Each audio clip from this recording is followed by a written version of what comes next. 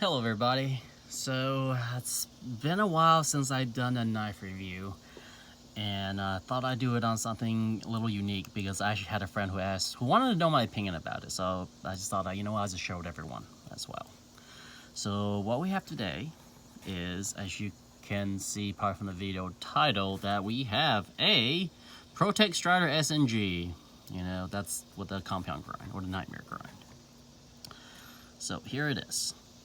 And first of all, I really think Strider designs are pretty darn cool. The Strider SnG is a really cool knife. It's a cool looking knife, and then I kind of don't want to call this a review, just because I haven't really carried and used this, but I have carried and used Strider's SnGs in the past. I currently don't own any Striders, and that's my neighbor. So I currently don't own any Striders, and I'll talk about that maybe a little later in the video if it's not too controversial. So I actually got super excited when I hear that Protech is doing, one of the Protech Striders. I was gonna get in on those, so I kind of waited, and then just like, we're in a golden age of production knives. There's a lot of cool stuff to check out. So I kind of forgot about it. And then I saw this on their Instagram. It's like, holy cow, this is cool. I want one. And then, a buddy of mine got it and just like, hey, where'd you get it? So he sent me a link, and here it is. So it's super cool of them. The blade steel is CPM, not CPM. It's just regular 154 cm. Protech doesn't really do all the super cool steels, and it fires hella hard, which is really nice. It is a little concerning that, if you can see, the button is already recessed quite a bit, but the travel for the button is not very much, as compared to the other Protechs and Microtechs I've had, where the button is it was more or less flush with the frame, but you have a good bit of travel, so it almost gets to this level. The plunger gets to this level or lower before it clears the blade. So because the way these plunger locks works is that you have your button, and then you have your stem, and you have a hockey puck, what has a taper to it. That's actually your lock geometry, and that puck, and then so once that stem, that puck clears, or is just a stem, it gives you the clearance for the blade to swing open like that. So now that's out of the way. And I'm not really planning on using it because it's only number 25 of 100, so it's kind of a rare piece. And I feel like this is a just, if you don't want to be around for the rest of the video, if you have a chance to get one of these for probably for a reasonable amount of price, and I feel that's up to you. Me personally, I got this for around like $475. Pricey for sure, but I do feel like I am getting more value with this than I do with a custom Strider with a nightmare grind, to be honest. This thing will do what a $1,500 nightmare grind Strider would do. Just not as much of the cool Strider flair, but I like this nice mirror polish. It's not like a perfect mirror polish, but it's like a nice contrast with the satin flats. This black lit pearl inlay is really nice. It looks especially nice in daylight. I'm trying to do this video before this, the sun's kind of set already, so the lighting is actually about right. It's a little too dark in the house. Your pocket clip is the standard Strider clip. I really enjoyed the deep carry clip on the mid-tech runs, and I really wish they had done on that, but I guess this is definitely more Strider. And then here, and then because you see it's it's a compound grind. This is your hollow grind, this is your flat grind, and compound, the hollow grind is a lot thinner than the flat. If you can, if you really just tell from the edge grind on this. All right, so I actually brought my calipers out. So if you want to look, all right, the hollow grind is about, it shouldn't be that thick. It's kind of hard to do this. All right, about 17th thou behind the edge. Let's see. It's around 11th thou behind the edge here. This should thicken up. I mean, it's only expected because it's actually thickening up a bit. This is about 17. Let's check this again. Let's see if that 11 was a fluke. Nope, it's 11. All right. And then when we come toward the front, we're looking around 28 thou, 22, 24, 28. So, you know, it's supposed to be thin, it's supposed to be thick.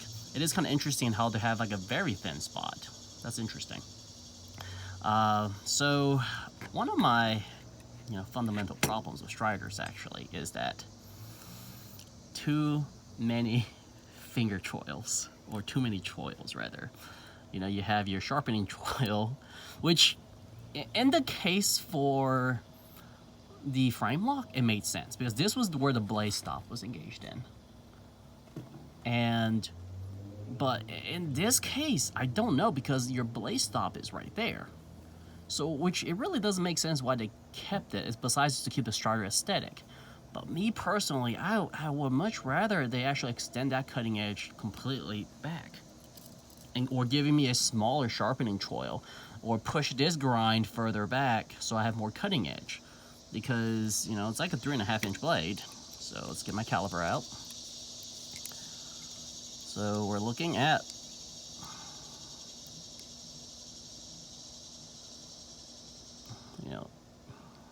well, hell, this might be shorter than 3.5 inch.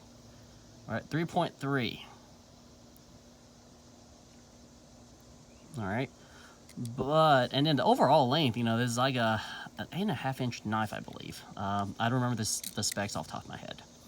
But my problem with this is that your cutting edge is really only about, it's not even full 3 inches, is it? Yeah, it's just short of, nope, the 2.84. I mean, I know I'm supposed to, if I have probably like a tape measure or something, I'm supposed to lay it at the edge and stuff. I get it. But still, like, I want as much blade packed in here as I can. And I feel like I have a lot of dead space here. I know people are going to argue with me about a strider aesthetic or, ergonomics. Oh, yeah, you can choke up on this. I was like, yeah, but I don't always need to choke up on this. It's not necessary. Because if I'm choking up, because I don't constantly use my knife like this. This is for you need a lot of control and stuff. But if I'm taking a knife out to open a package or something, I'm mostly just holding it back here. Which at that point, I got a whole inch of dead space that I'm not really using. Like, this is just wasted space here, because in a folding knife, you already have a limited amount of cutting edge because by the nature of folding knives, you really can't have a bigger, blade in your handle. So you're already losing some cutting edge versus like a fixed blade where you can have, 1-to-1 ratio, a, 1.5, 1.2 to 1 ratio and stuff. It's not a fixed blade. So you're limited on blade real estate already. That was really the main reason why I got rid of my striders. Because I've EDC'd them for years until one day it just dawned on me. It was like, I was actually breaking down a box and I was just like, most of the time I was just like, just slash. Instead, that case I have to saw. I have to saw through it just because the cutting edge ran out. Because it was something a little deeper I had to cut, and it was just like I was running out of cutting. I was like, this is kind of annoying. And I actually went and grabbed, I think it was like a Shiro Gurov, which had a whole whopping 3.75-inch blade, which I get from edge to heel. And I was like, yep, just one pass, done. So yeah, that was really my main gripe with striders. My other gripe with striders actually is besides the whole stolen valor thing, the other thing was actually every single strider I've had lock slips. Every single one. From the customs down to the basic productions. Which ultimately led me to just like, yeah, I just don't want to deal with this anymore. It's like, it's all, send them into warranty, got them back. I'm just like, yep, all right, I'm just going to sell them because I'm done. Which, gave me no reason to keep them because it's not a safe knife, especially for that price. This, I don't have to worry, this is nice and solid. You know, so there's really a lot to love on this. And, you know, Protech fit and finish is excellent. I honestly didn't even realize that this was my card until I got it in hand. As silly as that sounds. I thought it was full aluminum. And just like, you know, the fit and finish is so nice, so tight. I feel like this is almost this is almost the Strider I've always wanted, but I can't say it's the Strider I always wanted, because the Strider I always wanted would be like pretty much, you know, this ergonomic. Because I actually do enjoy the Strider ergonomics, but this works really well for my hands. But I do feel like pull the bevels back more, I get an extra, you know, inch of cutting edge. I didn't have anything. If it give me half an inch of cutting edge, I'll be happy. You know, give me a smaller 4-finger twirl or something, like, you know, like cut this into like a radius, and so I can, you know, so this can be a smaller finger twirl. You know, so then I'll be much happier. I mean, hell, if I have a glove or something, I ain't worried about, you know, doing this, you know, if I have a gloved hand on this, and it's really not gonna cut into my glove too much, because I'm not, you know, cutting into my glove. So, but yeah, you know, that's really the thing. Let's wipe this off. This is kind of, yeah, the best CRK product. It's the microfiber cloth. I had the longest time where actually I sold off all my CRKs, but I kept all the microfiber cloth because they're so good. But yeah. So, Protech Strider. Hell, if you have a chance to grab one, you know, for a reasonable amount of price, you know, I would say, like, you know, I'm not sure what the market is gonna look like, but hell, if you can get it still for half the price or less than half price of a custom Nightmare grind from Mick, I say go for it. You know, as this one's really a little too nice to be used. You know, oh, one more gripe I have just remembered. This is actually I was gonna mention a lot earlier. The only really problem I had with this knife coming out of the box, like, functionally this knife is pretty much perfect. Like, functionally it is perfect. You know, for finish, it's pretty much perfect. Like, I really have no gripes about this. It's like, you know, it's a tiny bit of tick, which I can just, you know, time pivot, as this fires really hard. So that's pretty easily fixed. So my gripe is that the factory edge is rubbish. Yeah, beautiful grind on this. Yeah, got beautiful grind. But that factory, like, this edge is just like someone just did a 120 grit and buffed it. That's all they did, and I don't like it. It out of the box, it was just grabbing and tearing paper, and instead of cutting, you know, it's a little bit of, you know, just I was just curious. I was like, is it just the way it looks bad, or does it actually cut bad? Yeah, it cuts bad, but because, let's face it, these will probably never get used, or very few people actually use them. And for the people who actually do use them, you know, they'll probably be able to sharpen them up, and so it actually performs right. You know, 154 CM has been a tried and true steel for decades now. It's a good steel. It's proven itself.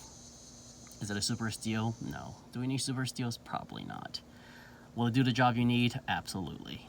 So, you know, that's all there really is to it.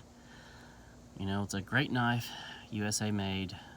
You know, let's support our domestic manufacturing and get yourself a Protech, because they deserve a lot of praises. And I think they did a better job than Strider. And you can quote me on that. Alright, you have a great day. Thank you for watching.